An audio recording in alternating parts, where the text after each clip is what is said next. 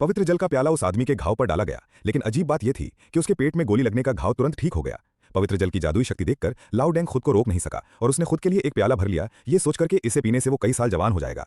हालांकि जैसे ही उसने पानी खत्म किया, उसे लगा जैसे उसके गले में कुछ अटक गया है, यहाँ तक कि चलना भी मुश्किल हो गया।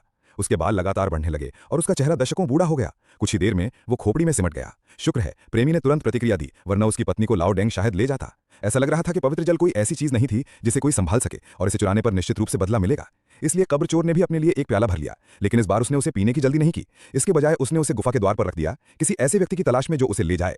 कुछ समय बाद दो बलवान आदमी उसे रेगिस्तान में मिले। उसका प्याला पानी से भरा हुआ था। प्यास से लगभग मर रहा उसका साथी बिना कुछ सोचे समझे प्याला ले गया और उसे पूरा पी गया। लेकिन जैसे ही उसने प्याला पकड़ा, कुछ अप्रत्याशित हुआ। उसके सामने का दृश्य देखकर वो युवक भयंकर लग रहा था। हालांकि अगर वो पानी नहीं पीता तो शायद यहीं प्यास से मर जाता। इस समय उसने ज्यादा नहीं सोचा, उसने पानी का प्याला उठाया और उसे पूरा पी गया। लेकिन वो नहीं जानता था कि क्योंकि उसने पहले अक्सर अच्छे कर्म किए थे, वो दयालु था और न केवल वो ठीक था, बल्कि उसके पास दूसरों को ठीक करने की एक महाशक्ति भी थी।